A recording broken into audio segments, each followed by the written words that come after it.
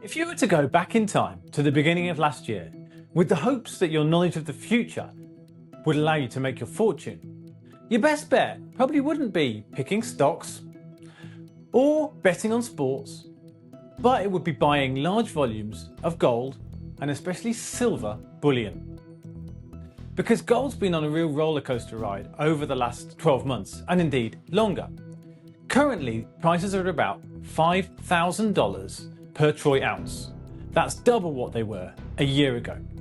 A troy ounce is about the same weight as an egg. So if you did happen to have a chicken that laid golden eggs, that would be $5,000 each time. This roller coaster that's gold's been on, it's a bit like the start of the roller coaster journey. It's been going up and up and up with the occasional little dip just to scare you and make you think about what's coming up. But if gold's been on a roller coaster, silver has followed the trajectory of Elon Musk's space programs. It's rocketed up and then occasionally it's crashed back down, but it's always gone up and up and up again. So silver at the beginning of this year was trading at about $35 per troy ounce. Then it rose up as high as $120 at the end of January. Now it's back to around $80. That is if it doesn't move before this podcast goes out again. Over the last year, it's up more than 250%, which is an enormous return compared to any other assets.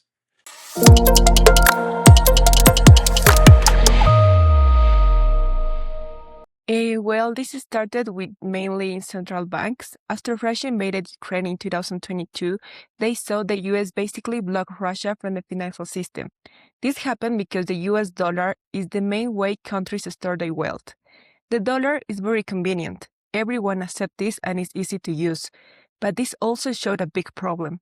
First Russia and later countries like China, Turkey, India, and countries in the Middle East, they didn't want their financial system to depend so much on the United States.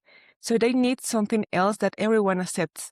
This option was gold. No single country can control the gold in the same way Washington can control the dollar. Since COVID, we've seen the unprecedented global inflation spike in decades, and this is largely driven by the supply chain shocks and the energy crisis following Russia and Ukraine war and all the things that have happened in Europe over the past few years.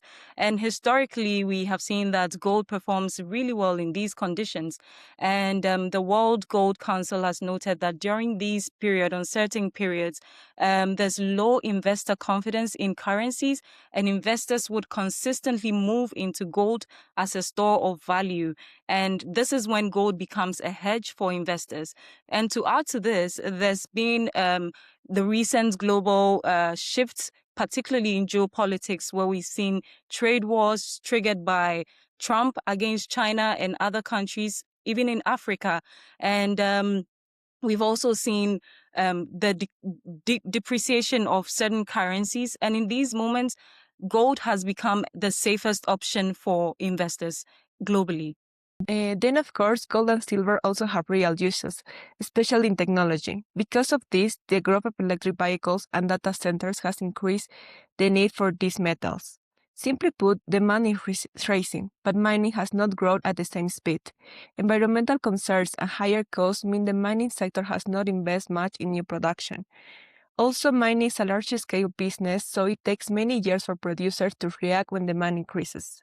And to add to that, gold and silver, we know, are rising. And because these are rising, no one wants to miss out. So once gold starts to rise sharply, it attracts more attention. And the World Gold Council, I'll say once again, has reported record inflows of gold-backed ETFs late in 2025, especially from retail investors. And so part of what we are seeing now basically is fear of missing out. No investor wants to miss out of the profits, the gains from the gold prices soaring. And media coverage usually would pull in ordinary people, not just central banks or hedge funds and investors. And then the extra demands would usually push prices even way higher than would ordinarily expect.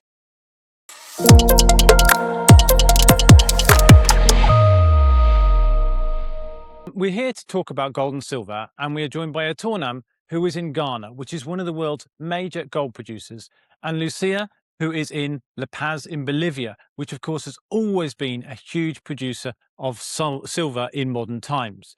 So I'd like to ask you both about what the rises in these prices have meant for your countries. And Atornam, perhaps you could give us a bit of an introduction about what gold means to Ghana and its connection with the country. So, Ghana's history with gold goes all the way back thousands of years, long before modern states even existed. It traces its roots, modern history, back to the 9th, 10th century when gold was traded through the trans Saharan routes. And then to the 15th century when it was named, the country was officially named the Gold Coast by the Portuguese through the trade of gold. And then under the British colonial rule, back in 1957 and, down, gold became one of the most industrialized or the large scale, or most traded minerals in the country. And then after independence, the country officially nationalized much of the mining sector under the very first president, Kwame Nkrumah. However, there were mismanagements of the mining sector and the profits from the gold, and the industry basically fell apart. However, back in the 80s, under the IMF's economic recovery program, there were some gains, and Ghana became one of Africa's largest producers of gold. And today, gold actually remains one of the biggest, or the backbone of the country's economy. Now, the country boasts of about 64% generally of Ghana's total exports earnings in 2025 being from gold, and bringing roughly $11.5 billion. And mining overall contributes more than 1/3 of the government's revenue. And also, Ghana is one of Africa's largest producers, going head to head with South Africa. So basically, when you look at it, it has a ripple effect, which trickles down even to employment. In the formal sector, gold contributes to an estimated 1 million creation of jobs, 1 million jobs for people. And in the informal sector of gold, it contributes to about 4 to 5 million jobs to the country's economy. So yeah, Ghana has a very rich and old history with gold. Wow. Yeah. So that's a really deep connection that's really formed the fabric of the country. And I think, Lucia, certainly Bolivia, very famous for silver production as part of the Spanish Empire in the sort of 16th, 17th centuries. Is that tradition carrying on today? Yes, Bolivia's story with silver is closely linked to Potosí, that is a city from here, from Bolivia.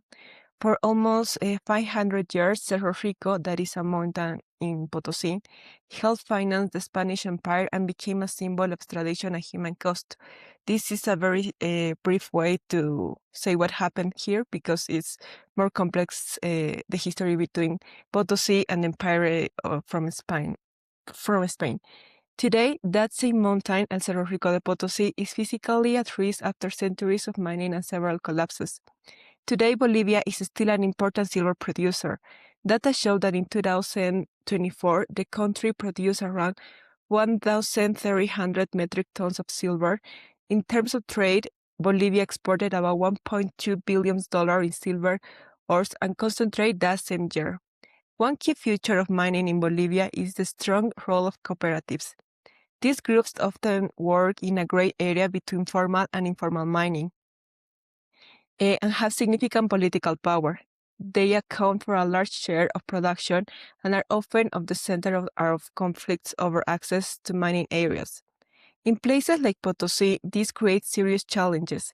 There are concerns about worker safety and environmental damage, and there is an ongoing debate about whether the state can enforce rules, while many communities depend on mining to survive.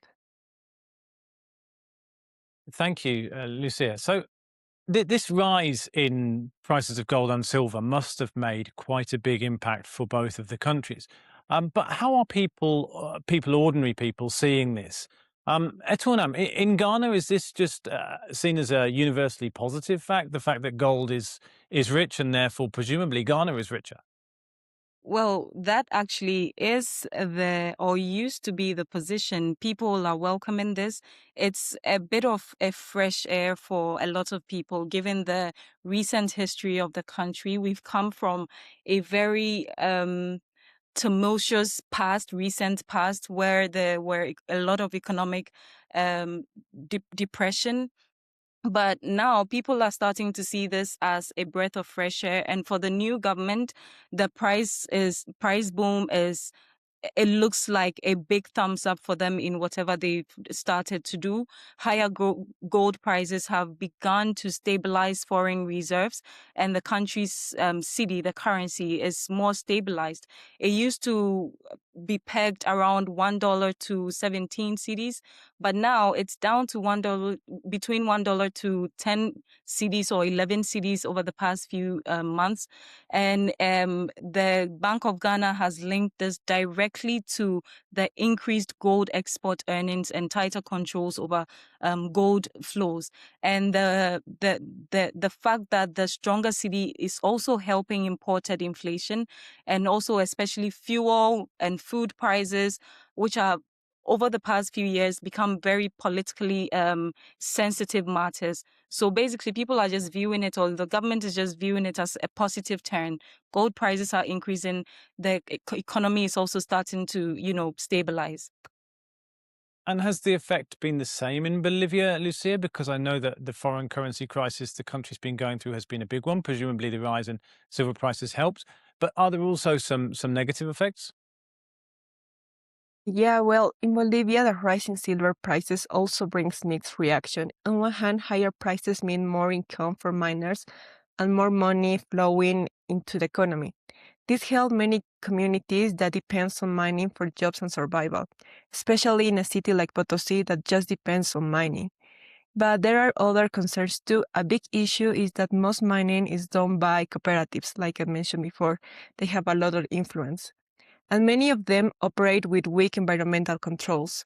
Another challenge is that the state regulatory agency has limited capacity to enforce rules, and cooperatives have a lot of political influence.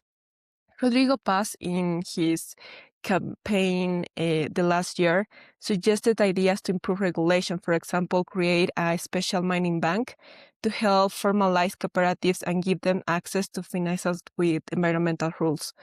This is meant to encourage better practices, but it is still an ongoing debate whether these reforms will be strong enough or fully implemented. So, yeah, a tournament. I guess you mentioned the informal sector and how big that is in terms of mining in Ghana. And that's been a challenge for the country for some time. And when we talk about these environmental issues, I know that that has also been a problem for Ghana. And obviously, as prices rise, there's an incentive for more people to try and come in, get involved in mining, perhaps, try and take land that maybe doesn't belong to them, perhaps try and do things quickly to maximize their profits without necessarily thinking about the environmental repercussions. What's the government been doing about that? How has it been responding to the challenges that the higher price brings? So basically, over the past years, well, as everyone may know, successive governments have struggled with containing the informal mining sector. The informal mining sector would include the licensed and unlicensed gold mining operators.